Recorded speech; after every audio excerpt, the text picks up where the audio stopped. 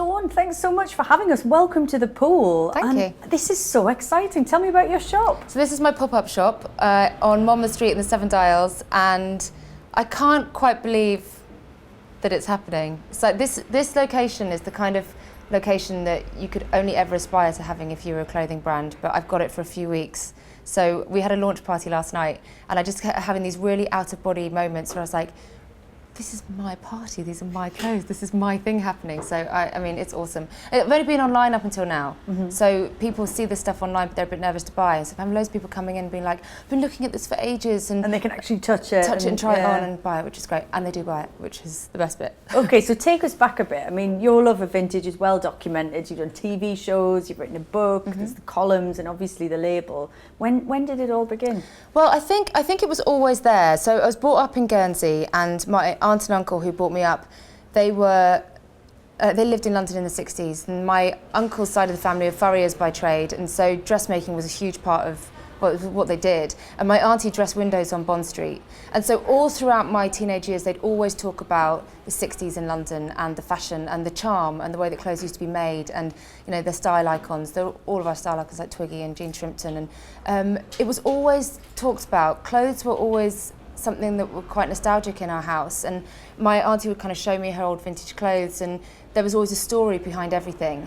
And so I think I loved that, but as a teenage girl in the 90s on Guernsey, I didn't have my own What was the outlet there, yeah? I mean, I was a disaster. I always wanted to dress differently, but never got it right. And so then I would try and dress like everybody else and never feel like I had any sense of style. And that kind of went on into probably my mid-20s, right, when I just thought, I'm just not happy in what I'm wearing. I'm just spending loads of money on clothes that I don't feel represents who I am at all. Yeah. So then I was on my bike one day in Parsons Green and cycled past this little vintage shop.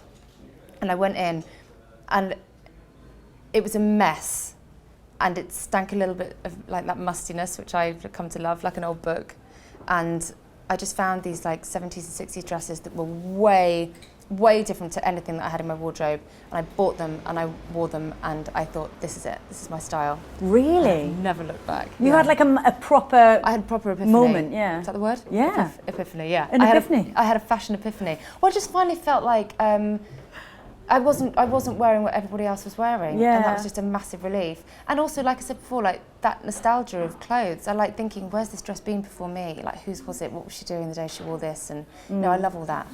So with that in mind, tell me about Bob. I mean, you know, the label itself and designing and the look of the label. How did that all come about? Well, so obviously my first passion is the vintage stuff, but the new designs, I'd find a dress that I love. So one of my designs, the Buzz, I'll show it to you in a bit.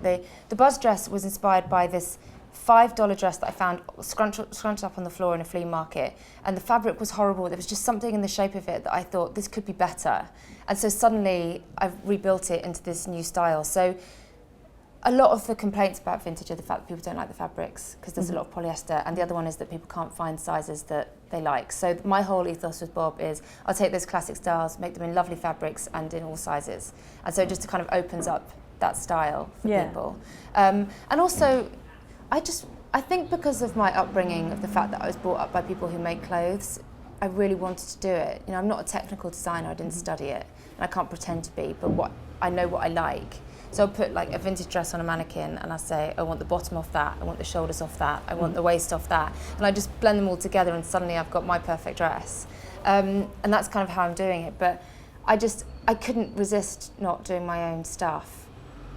And what's the look of the label? I mean, because it is very distinctive, and it also feels like it's speaking to a kind of customer that maybe isn't catered for in other places? I think that, well, how would I describe the look of the label? Like, it's obviously vintage inspired, but a lot of people do that. And I think what's different about Bob is that I've tried to mix in enough modern vibes so that it doesn't feel like you're in fancy dress. But you know, I think because that costume thing's scary for people, and I isn't can't bear it. And I love vintage, but I don't like twee at all, and I don't like pin-up fancy dress, and I don't think that doesn't feel like natural dressing to me at all. I don't want to look like I'm going to a fancy dress party in a costume. Yeah. So it's taking the really nice parts of 50s, 60s and 70s and the 80s and just working out how to make that really wearable. So, you know, my skirts, I love them being really high on the waist and then really full, which is...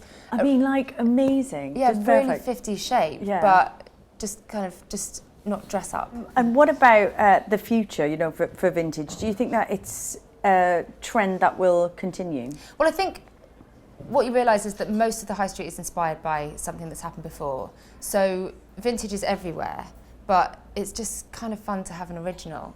So I think people are starting to realise that the originals are more unique and probably really well made. And it's really nice to walk into a room and say, no one else has got this dress. And I think that's the trend. That's what people are finding exciting about it. So I think it's around for keeps. And the clothes are going to get older and older and older, which is going to make it even more special.